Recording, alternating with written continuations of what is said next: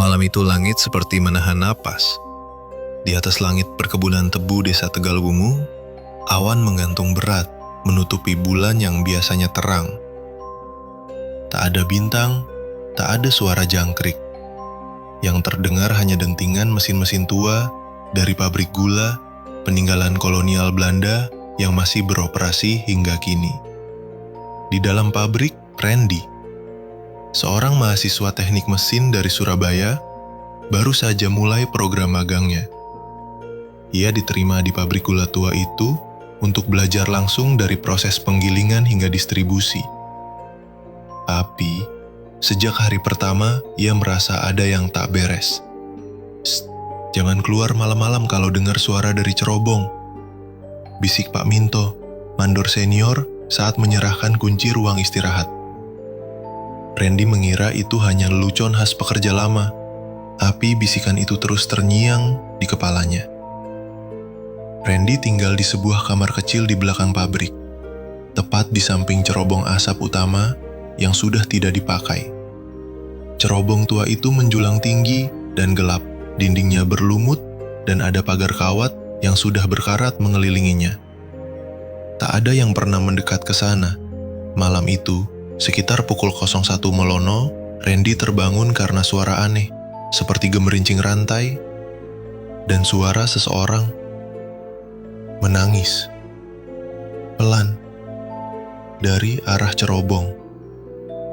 Awalnya ia diam saja di tempat tidur, tapi makin lama suara itu terdengar semakin jelas, seperti suara seseorang yang minta tolong, lemah, putus asa. Randy keluar, membuka jendela, dan menatap ke arah cerobong, tapi hanya ada kegelapan dan bayangan samar dari lampu kuning pabrik yang redup. Ia menelan ludah. Cuma suara mesin, katanya meyakinkan diri sendiri. Tapi keesokan paginya, ia bertanya ke salah satu teknisi tua bernama Pak Sabar. "Pak, semalam saya dengar kayak suara orang dari cerobong, nangis." Pak Sabar hanya menatapnya lama. Kemudian meletakkan tangannya di pundak Randy. "Kamu baru ya, jangan banyak tanya soal cerobong itu. Nanti kamu diajak masuk." Randy tertawa kecil, tapi tidak ada yang ikut tertawa. Semua pekerja di sekitar langsung terdiam. Bahkan suara radio di pos siaga pun langsung dimatikan. Sejak saat itu, rasa penasaran Randy semakin besar. Apalagi setelah ia melihat catatan lama di ruang arsip. Ada nama kepala pabrik yang dicoret, Pak Harun. Dengan tulisan tangan di bawahnya, "Meninggal, jatuh ke cerobong 1993. Tidak ada keterangan lebih lanjut, hanya coretan tinta merah melingkari nama itu. Randy mencoba mencari di internet, tapi nihil. Tidak ada berita, tidak ada laporan. Ia lalu memutuskan untuk menyelinap ke cerobong itu malam harinya. Pukul 2 dini hari, Randy membawa senter dan pelan-pelan keluar dari kamarnya. Angin malam berembus dingin, dan dedaunan tebu yang mengering bergesekan seperti suara bisikan. Ia melangkah perlahan ke arah pagar karat yang mengelilingi cerobong. Anehnya, rantai gembok yang biasanya melilit pagar sudah tergeletak di tanah. Sorala terbuka, seolah memang ada yang ingin ia masuk. Randy menelan ludah dan membuka pagar pelan-pelan. Tanah di sekitar cerobong itu lembab, dan baunya seperti logam bercampur jamur. Ia menyorot senter ke dalam lubang cerobong. Gelap, sangat dalam. Tapi ada sesuatu, seperti kain putih, tergantung, dan tiba-tiba suara itu muncul lagi. Suara rantai dan tangisan. Tapi kali ini lebih dekat, lebih nyata. Suara itu tidak dari dalam cerobong, tapi dari belakangnya. Randy membalikan badan cepat-cepat, tapi tidak ada siapapun. "Siapa di sana?" teriaknya. Hening. Ia memutuskan untuk pergi. Tapi saat ia melangkah, Ia melihat jejak kaki di tanah becek. Jejak kaki telanjang, tapi penuh bekas luka dan darah.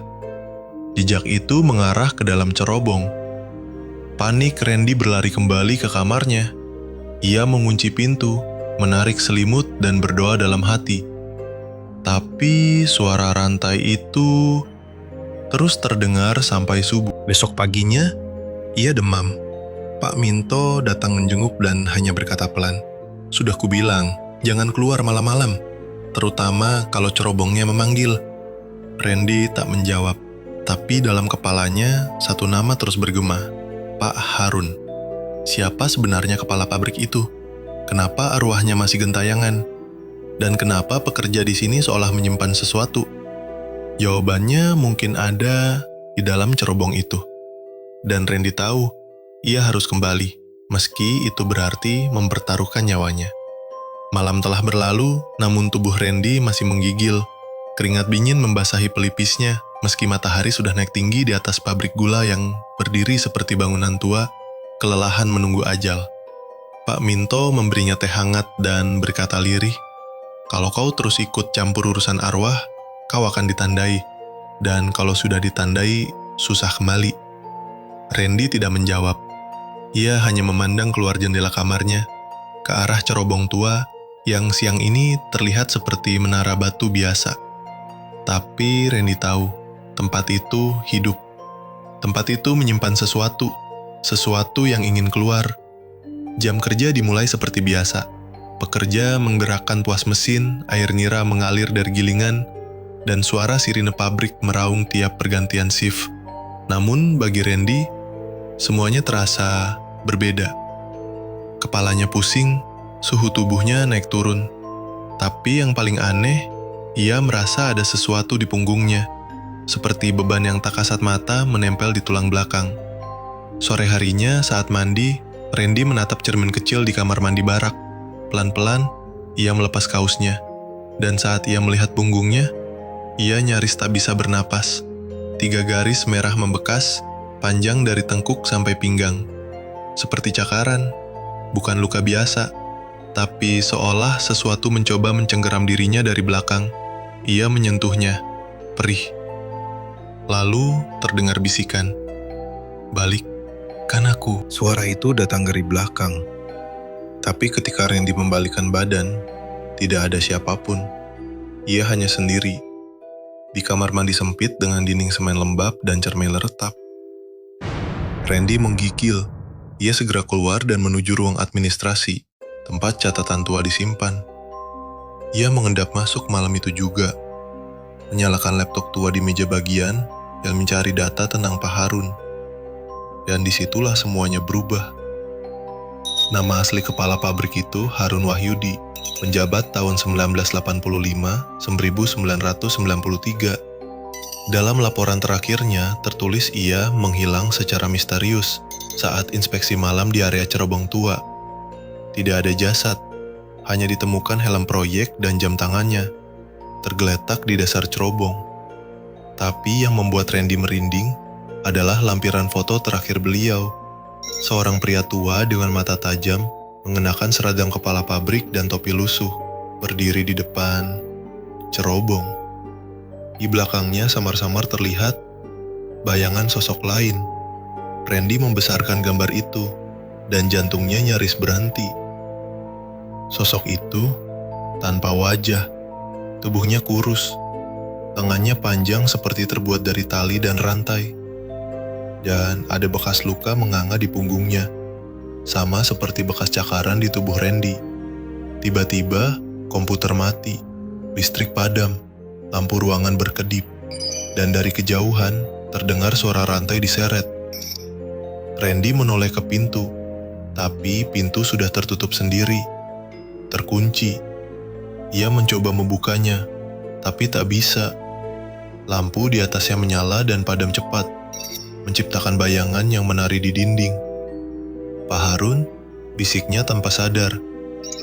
Tak ada jawaban, hanya suara napas berat di belakang lehernya. Panas, lembab. "Bawa aku keluar." Randy berteriak dan mendobrak pintu. Begitu berhasil terbuka, ia langsung lari keluar gedung. Udara malam menerpa wajahnya, tapi tak mampu menghapus rasa takut yang mengendap di dadanya. Sesampainya di kamar, ia mendapati sesuatu yang membuat darahnya beku. Seseorang telah menulis di dinding kamarnya. Tulisan itu berwarna merah tua, seperti darah kering. Aku tidak jatuh. Aku dibuang. Cerobong itu kuburanku.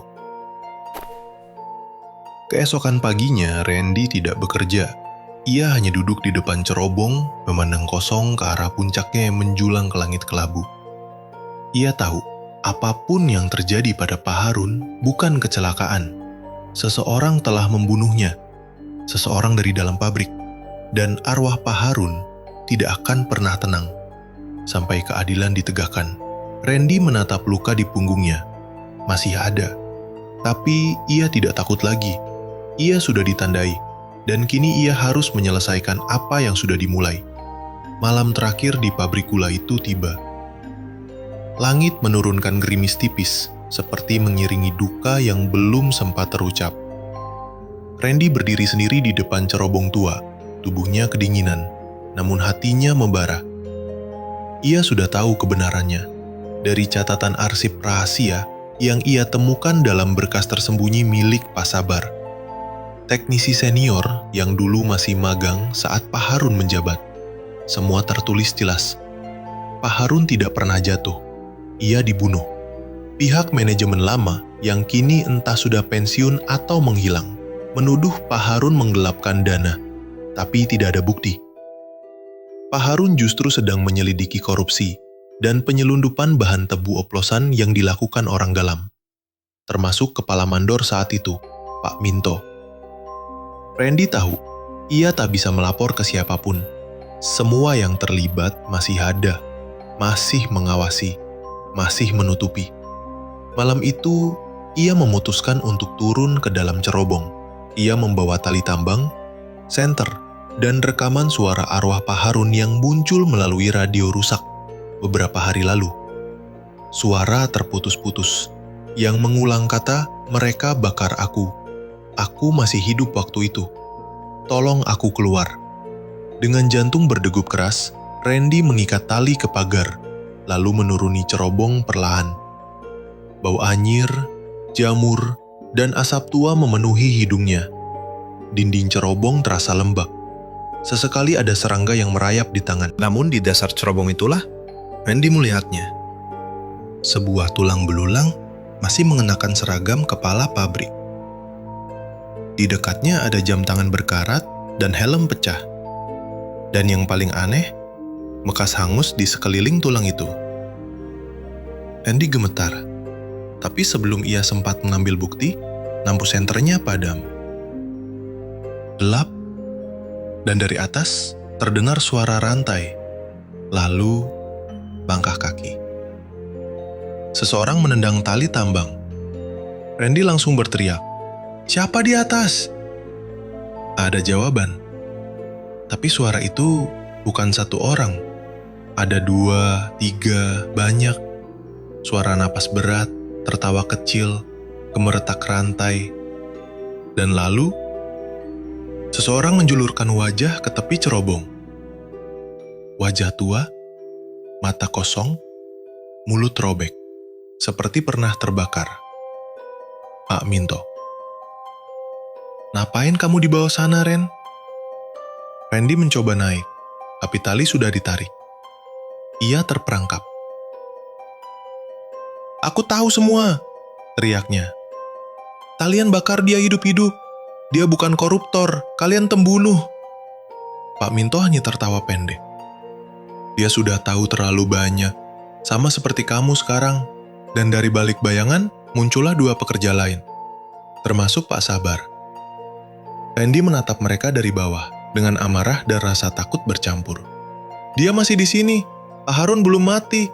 Dia lihat semua dari tempat ini." Tiba-tiba, cerobong bergetar. Tanah retak. Angin panas naik dari dasar. Tulang belulang itu mulai terbakar sendiri meski tidak ada api. Suara jeritan melengking memecah malam. Pak Harun bangkit. Tapi bukan seperti manusia biasa. Sosok itu muncul dari tulang dan abu, berdiri dalam kobaran api tak terlihat, dengan rantai melilit tubuhnya. Mata kosongnya menatap ke atas, ke arah para pembuluhnya, dan satu persatu mereka terhisap. Pak Minto menjerit. Api rantai dari cerobong melilit lehernya, menyeretnya turun. Begitu juga dua pekerja lainnya. Jeritan mereka menggema sepanjang pabrik. Sementara Randy hanya terdiam, tubuhnya membeku. Tabis Mili, sosok Pak Harun menatapnya. Tapi kali ini tidak dengan marah, tapi lega. Terima kasih sudah membawaku pulang. Suara itu menggemuruh dalam pikiran Randy. Lalu, semua lenyap. Esok harinya, pabrik digegerkan oleh kabar hilangnya 3 orang. Polisi datang tapi tidak menemukan apapun. Cerobong tua itu ditutup permanen dan dinyatakan tidak aman. Randy diam. Ia tidak berkata apa-apa. Tidak ada yang akan percaya. Tapi malamnya, di kamar kecilnya, Randy menulis semua di buku harian. Tentang arwah yang dikhianati, tentang pembunuhan yang ditutupi, dan tentang satu cerobong tua yang menjadi kuburan hidup untuk seorang kepala pabrik jujur. Ia mengakhiri tulisan itu dengan satu kalimat. Yang dibakar hidup-hidup tak akan pernah mati dalam diam. Dan di luar jendela, untuk terakhir kalinya, terdengar suara rantai. Pelan, perlahan, menjauh.